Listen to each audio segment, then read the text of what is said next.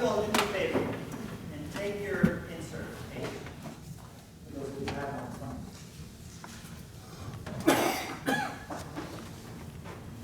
you. I want to do something different today, a little different kind of reflection.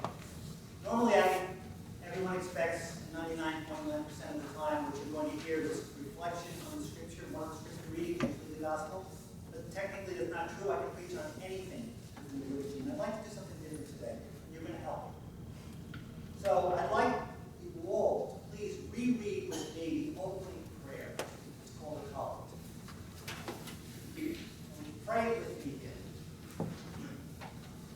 Grant, O merciful God, that your church, being gathered together in unity by your Holy Spirit, may show forth the power among all peoples, to the glory of your name, through Jesus Christ our Lord, who lives and reigns with you with the Holy Spirit, one God, forever and ever. Amen. All week I try to avoid going here, and every time I try to go in a different direction, take a scripture reading and escape from here and work on the commentaries and do the stuff that I do, I kept being pulled back here. So I finally, because I'm dense, I get the message God sometimes sends. This is out of your comfort zone. This is what I want you to talk about. So yeah, the first reading and the third reading will talk about someone being healed or what it's like to be healed. And yes, everything points to Jesus as the one who makes us whole. But as 21st century believers and doubters, people who need healing, people who need to be made whole, that's our definition of what it is to be a member of this community we call church. Now, when I work with young people, very often we get to talking about church, and it's unfair, but I do it anyway. I kind of manipulate them into coming up with a definition of church as a building, okay? And once I get up to that point, that's the important thing, because that's what I want to switch, is that notion. Churches are not physical structures. Churches are not particular polities, the Roman Catholic versus the Lutheran versus the Episcopal versus the Orthodox, or Orient. More than anything else, trying to understand that church is this community of people who believe in Jesus. We're a group of people who come together on a regular basis because it means something to us. And I keep reminding, I have you all know this with my contacts in the Orthodox world, and a couple of Sydney and Ron were there. This church down in Manhattan that burned down earlier this year, St. Salva's, that structure is gone and will never be replaced. They could never hope to come up with enough money to replace it. It would cost so many millions of dollars. But that community is still alive. And even though they're meeting in seminary chapels and they're meeting on the grounds of people's homes, that church is still alive because church is people, not stuff, not things. Who are we? A divinely created human reality that's anchored in the life of the Trinity. People who are baptized and called to be priestly. And we have three things that make us church. We're supposed to be people of worship, people of witness, and people of service. That's what makes us church. That we come together and worship as the Lord asked us to do, to remember Him in breaking of bread. When we come together to the pouring of water and entering people into our community, we call that baptism. Being people of prayer. We pray together to hold each other up, and we pray together separately. And when we witness in a culture that finds us foolish, quite frankly. And most importantly, I think, taking prayer and taking witness and making it the basis of how we serve others. Aniston's here, I was here, making reference to something very important. They were two of the people who went down on the ASB project. You heard Aniston last week. I've kind of maneuvered out, probably unfairly, but I asked her if she would say a few words about her own experience down there. What I did not tell all of you, and I'm going to have you try to connect the dots, okay? There was a period of time, remember this, while they were on their way down south to that project, being church, ministering to those people, the projects that they did, building that they did, serving the poor as they did, Henry, obviously, There was a great feeling of pride in my heart because that was the week my mother died. That was the week I was kind of out of commission because I was dealing with the funeral preparations and all that stuff. And yet in my heart, I knew members of this community were being Jesus Christ to others because they were St. John's Church. for that group downtown. Being church is worship, it is witness, it is service. That's what we are about. And we're a work in progress. Created by the Spirit, imbued with faith and hope and hopefully love, called to live in truth, called to love God and our neighbors, and to be nourished by word and sacrament. These are powerful words.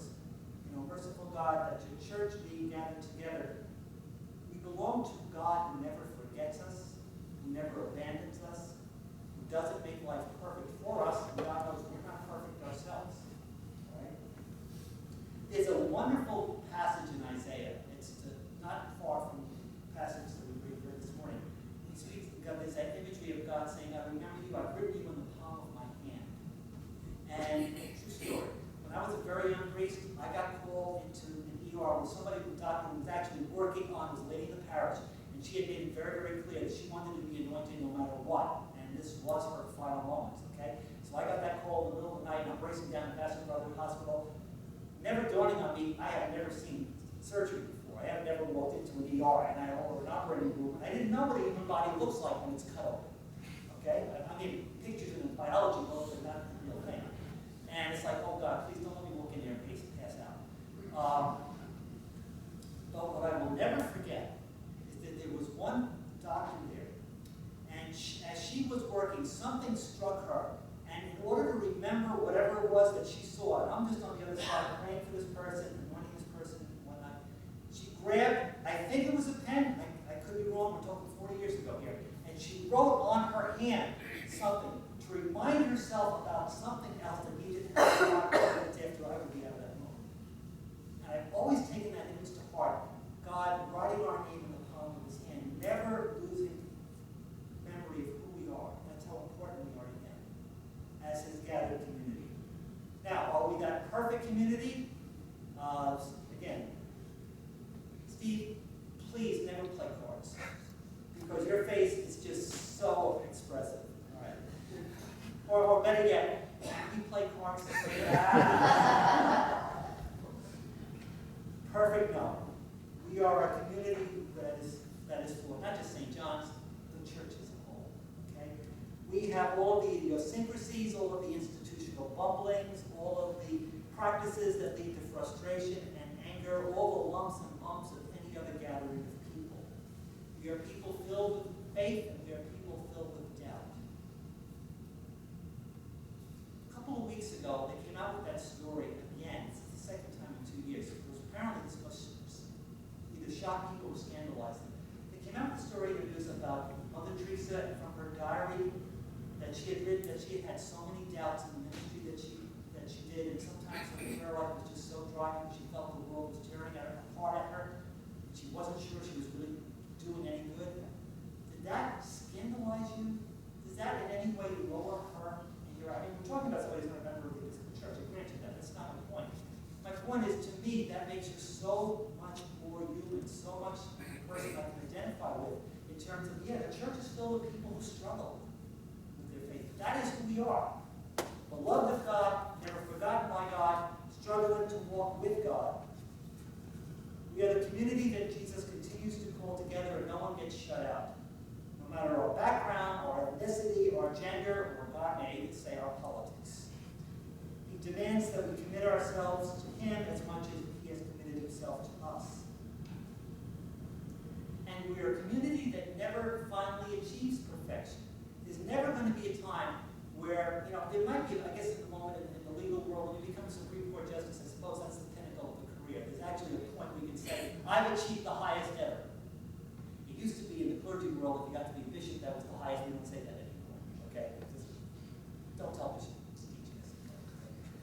But there's never a time, being a Christian, you could ever say, oh, goody, I belong to this particular parish. I belong to this particular organization. I've studied this particular Bible study. I belong to this particular group. I've done all that's needed to be done. We're always people in journey.